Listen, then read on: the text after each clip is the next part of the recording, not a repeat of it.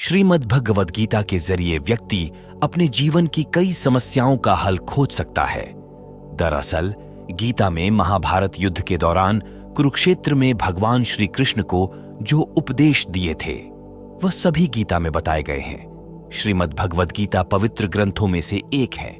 गीता में ज्ञान, भक्ति और कर्म योग को बहुत ही अच्छे ढंग से समझाया गया है। तो आइए जानते हैं गीता के दूसरे अध्याय का महत्व और लाभ। गीता के दूसरे अध्याय का महत्व श्री नारायण जी बोले, हे लक्ष्मी, दक्षिण देश में एक पूर्ण नाम नगर था। वहां एक देव सुशर्मा बड़ा धनवान रहता था। वह साधु सेवा करता था। जब साधु सेवा करते हुए बहुत दिन बीते तब एक बाल नाम ब्रह्मचारी आया, जिसकी सुशर्मा ने बहुत सेवा की और विनय किया कि हे संत जी, कृपा मुझे श्री नारायण जी के पाने का ज्ञान उपदेश करो। तब ब्रह्मचारी बोले, मैं तुझे गीता के दूसरे अध्याय का पाठ सुनाता हूं।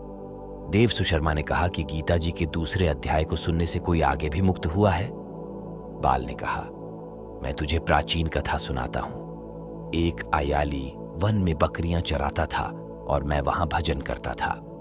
एक दिन रात के समय अयाली बकरी लेकर घर को तला मार्ग में एक सिंह बैठा था। एक बकरी सबसे आगे आती देखकर सिंह भाग गया। तब अयाली ये देख बड़ा आश्चर्यचकित हुआ और मैं भी वहां आ खड़ा हुआ। उस चरवाहे ने मुझे देखकर कहा, मैंने ये आश्चर्य देखा कि बकरी को देखकर शेर डरकर भाग गया। अत तुम त्रिकालज्ञ हो, यह वृत्तांत मुझे सुनाओ। संत ने कहा, हे अयाली, मैं तुझे एक पिछली वार्ता सुनाता हूं। ये बकरी पिछले जन्म में डायन थी। जब उसका पति मर गया तब यह बड़ी डायन हो गई। जिस सुंदर बच्चे को देखती उसे ही खा लेती थी। शेर पिछले जन्म में फंदक था। वह पक्षी पकड़ने के लिए जंगल में गया। ये डायन भी वहां पहुंच गई। डायन ने उस फंदक को खा लिया। अब यह फंदक बन गया है, इसलिए बकरी को देखकर उसे लगा ही वह अब भी मुझे खाने आ रही है। तब अयाली ने कहा कि मैं पिछले जन्म में क्या था? संत बोले, तू पिछले जन्म में चांडाल था। तब अयाली ने कहा कि हे ब्रह्मचारी जी, कोई ऐसा उपाय भी है जिसे कर हम तीनों इस अधम देह से छूटे?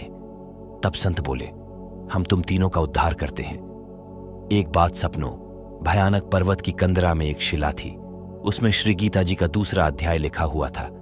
मैंने उन अक्षरों को उस शिला पर देखा था।